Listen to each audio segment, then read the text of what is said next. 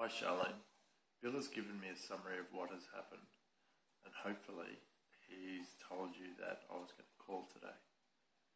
Firstly now, Charlene, before we start moving into details and via the interpreter today, I just want to advise you that any information gathered from you today will be collected and managed in accordance with the information privacy principles that are based on the Privacy Act 1988, governing how personal information is collected, stored, used and disclosed.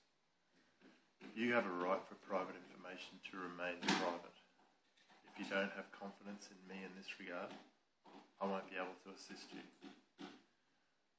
What do you want out of the interview today, and what do you want to find out? Now, you have a trial coming up in 6 months. There are a number of rehabilitation programs that you will be able to do while you are in prison, and this is going to put you in an optimum position when you are in front of the judge.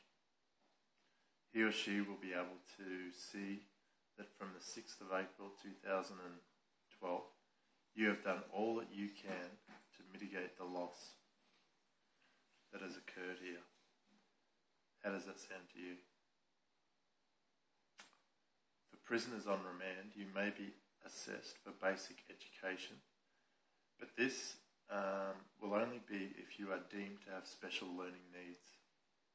Offender intervention programs include Turning Point, which is 10 lots of 1.5 hour session program, which helps prepare you for further intensive interventions. Then there is the Assessment for Substance Abuse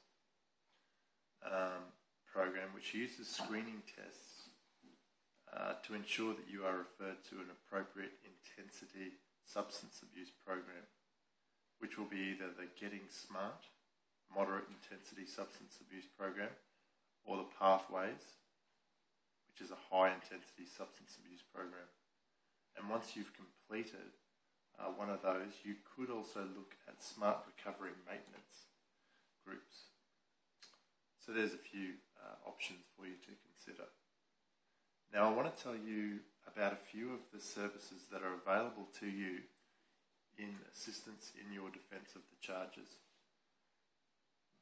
Firstly, the Women's Legal Service, which is a specialist community legal centre run by and for women providing free legal information, advice and referrals throughout Queensland.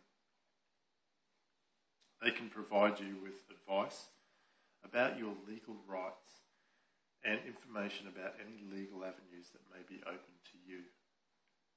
They do not undertake court representation, however, can refer you to other helpful organisations or private solicitors. So if you have a pen,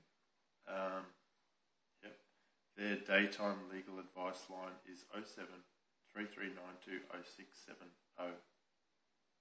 Okay. Now, the Queensland Public Interest Law Clearinghouse Incorporated, or PILCH, is a community-based organisation that coordinates the provision of pro bono legal services for individual and community groups. In the information about the law section, there are categories for prisoners and criminal and street offences, going to court and personal injury, which may be useful to you. They have a number of projects and address gaps in access to justice by disadvantaged people, and I think you would have a good chance at qualifying for that. Don't forget Legal Aid Queensland, who have preferred suppliers, private law firms, who do work on behalf of legally aided clients. I know that they have specialist services available in relation to women and prisoners. They are able to provide you with legal advice over the phone, and they can provide you with a wide range of written materials to assist you. Importantly, they have fact sheets available in 9 different languages. Now they can be contacted on 1300 65 11 88. You got that? Okay. They have great service standards, including treating you as an individual and trying to meet your special needs by using an interpreter.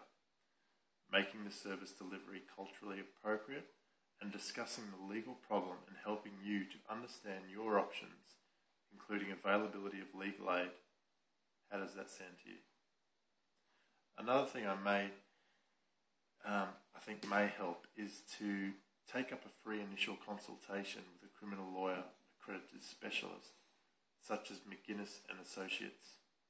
The principal, Andrew McGuinness, has over 25 years' experience in the area of criminal defence, and you can set up an appointment online. So his web address is www.mcguinnesslawyers.com.au/. Now their services extend to the charges that are relevant in your case, and you may get some valuable information from that initial consultation. Another thing I wanted to mention is that you should consider sending a condolence letter to the family of the deceased expressing your remorse. Not only will this be beneficial before the judge for yourself, but more importantly, it may assist the family and friends of the deceased put things more into perspective at some level. What you can also discuss with the parties that you will talk to is potentially obtaining a report from a specialist, perhaps a psychiatrist, to look at the mitigating factors in your life that will also assist the judge in sentencing. Now that is probably all I can assist you with at the moment, unless you had any specific questions for me.